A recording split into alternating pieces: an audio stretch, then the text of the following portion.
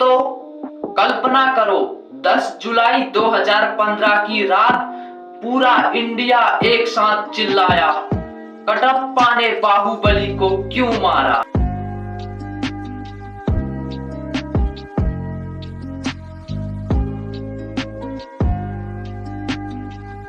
उस एक सवाल ने अगले 2 साल तक इंडिया में हलचल मचा दिया। गूगल पर रोज करोड़ों सर्च और व्हाट्सएप ग्रुप्स पर नई नई स्टोरीज, ऑफिस की चाय से लेकर स्कूल के टिफिन बॉक्स तक बस यही बात।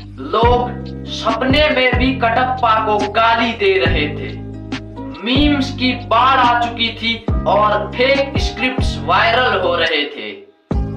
एसएस राजामौली ने जानबूझकर अंत के 2 मिनट को काट दिया था, क्योंकि वो जानते थे कि इसका पार्ट 2 भी बनाना है। और फिर आया 28 अप्रैल 2017 का दिन, जब Baahubali 2 the conclusion Tollywood industry में रिलीज हुई। तो ऐसा लगा पूरा इंडिया एक साथ थिएटर में घुस गया। पहले दिन 200 से ज्यादा थिएटर्स पे हाउसफुल का बोर्ड लग गया। लगभग 1000 ट्रक्स 2 साल तक पूरे इंडिया में पोस्टर्स लेकर घूमे। और इस फिल्म की हिंदी डब ने अकेले 700 करोड़ का मैसिव कलेक्शन किया। और आज भी इंडिया में दंगल और पुष्पा 2 के बाद सबसे ज्यादा कमाई करने वाली फिल्म यही है। इस फिल्म को हिंदी, तमिल, तेलुगु, मलयालम और कन्नड़ जैसी 5 भाषाओं में रिलीज किया गया। और सबसे बड़ा राज जो कोई नहीं बताता, भारतीयों को 500 सालों से अपना महाकाव्य चाहिए था। महाभारत, रामायण, भगवत जैसी कहानियां हमारे डीएनए में है। हॉलीवुड देता था Lord of the ring, game of thrones, अवतार। हम 70 साल से मुगले आजम, शोले और लगान देखकर गुजारा कर रहे थे। वहीं पर बाहुबली 2 ने पहली बार चिल्लाकर कहा, हमारा भी अवतार हो सकता है, हमारा भी अपना गेम ऑफ थ्रोन हो सकता है, हमारा भी अपना महाभारत हो सकता है। इसी गर्व ने 1800 करोड़ कमाए। इसी गर्व ने बाद में जाके RRR जैसी मूवी को ऑस्कर दिलवाया, KGF को नेशनल फ्रेंचाइज बनाया और कल्कि को ब्लॉकबस्टर बनाया। तो सच यही है, बाहुबली 2 कोई फिल्म नहीं थी, ये हमारा कलेक्टिव ड्रीम था, हमारा नेशनल प्राइड था, हमारा मॉडर्न महाभारत था, हमारा वो सपना जिसे देखकर हमने साबित कर दिया कि अगर भारतीय दर्शक दिल से चाह ले तो दुनिया का कोई रिकॉर्ड, कोई हॉलीवुड, कोई एवेंजर्स की औकात नहीं है कि वो हमारे सामने टिक सके। तो यहाँ तक सिर्फ फिल्म का क्लाइमैक्स था। अब आते हैं फिल्म की क्रिएशन पर।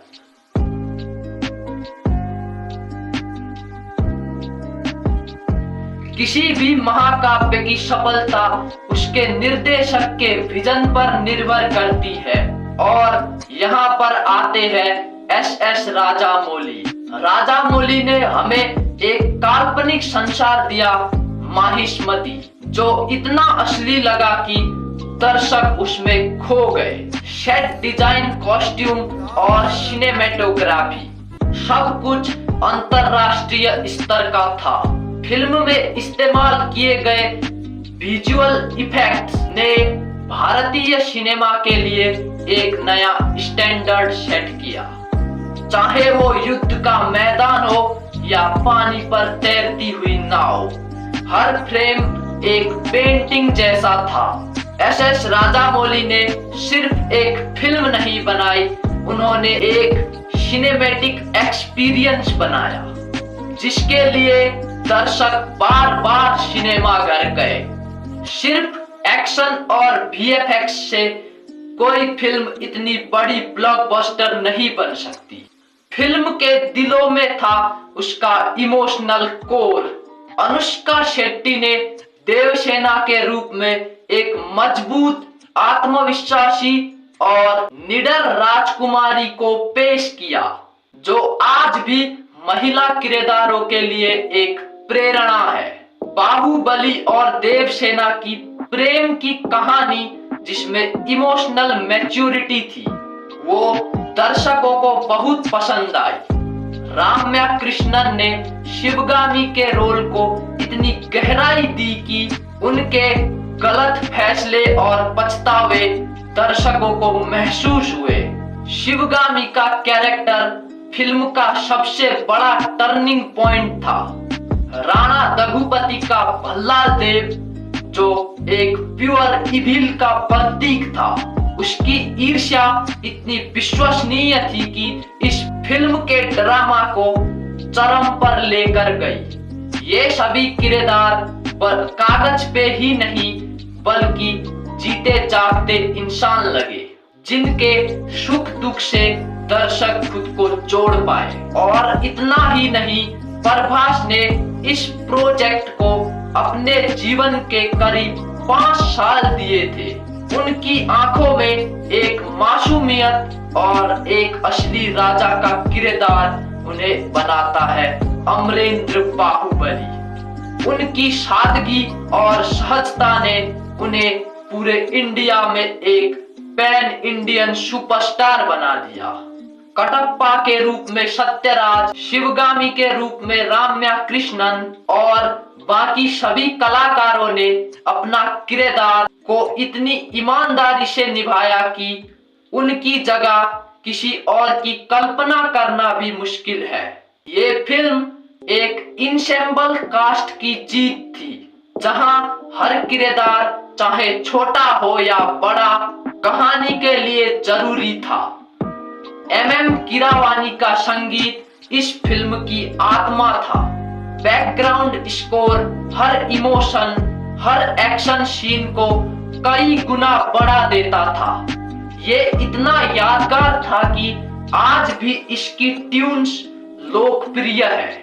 अब आते हैं फिल्म में प्रयोग किए गए डायलॉग्स के ऊपर। हिंदी में मनोज मुंतशिर द्वारा लिखे गए डायलॉग्स जैसे मेरा वचन ही है मेरा शासन और नारी पर हाथ डालने वाले का हाथ नहीं काटते, उसकी गर्दन काटते हैं। ये डायलॉग्स सीधे दर्शकों के दिल को छू गए और वायरल हो गए। और इस फिल्म ने भाषाई बाधाओं को तोड़ा। ये एक सिर्फ तेलुगु फिल्म नहीं थी, ये एक इंडियन फिल्म थी। ये सब मिलके फिल्म को एक कंप्लीट एंटरटेनमेंट पैकेज बनाता है। इस फिल्म ने साबित कर दिया कि भारतीय सिनेमा अंतर्राष्ट्रीय मानकों पर भी बेहतरीन कहानियां सुना सकता है और तकनीकी रूप से हॉलीवुड को टक्कर दे सकता है। तो दोस्तों, यही था बाहुबली 2 के बारे में। अगर आपको ये वीडियो पसंद आई हो तो वीडियो को लाइक करके कमेंट में बताना कि अगला वीडियो किस टॉपिक पर चाहिए। मिलते हैं अगले वीडियो में, तब तक के लिए जय श्री कृष्णा।